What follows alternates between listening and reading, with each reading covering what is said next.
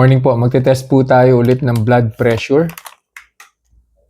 Bumili po ako ng chicharon from Baliwag. Kasabay po ito ng chichon manok na binili ko yesterday, no? And tinest ko na rin po yun. So, i-upload ko rin po siya soon. Of course, we need to get the baseline blood pressure bago ko po simulang kainin to.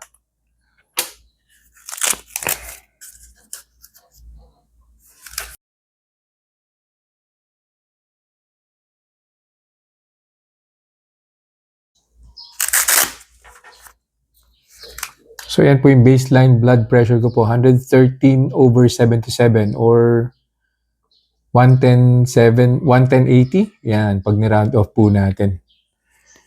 Hindi ko na po isasama yung suka nito. No? Meron po ito kasama suka. Hindi ko na po isasama kasi baka may sugar po siya. So, it says here with laman. Yan.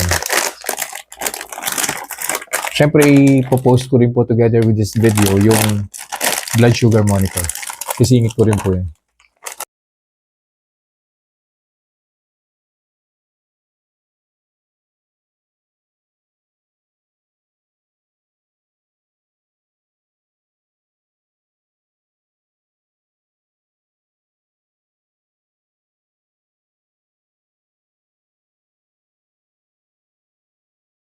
Conclusion na po tayo dun sa kinain kong Baliwag chicharon.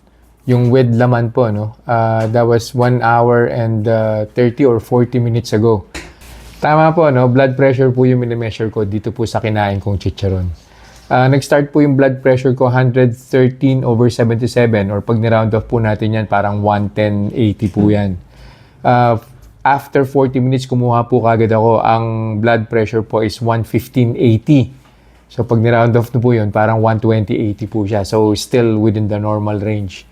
And then, after 40 minutes pa po ulit, kumuha yung blood pressure level ko po was at 107/77.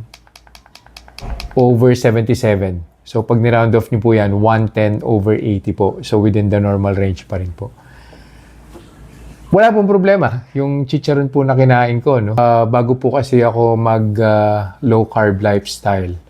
Every time nakakain po ako ng yung bulalo, yung lechon kawali, itong mga chicharon na to. Nakakaramdam po ako ng, alam niyo yun, yung nahihilo ko, kumakapal yung batok, sumasakit yung ulo. Pero this time wala na po eh. Ever since nung nag-ketosis na ako, tapos nag-deep ketosis pa. Meaning, nagbo-burn na po ng fats yung katawan ko instead na carbohydrates.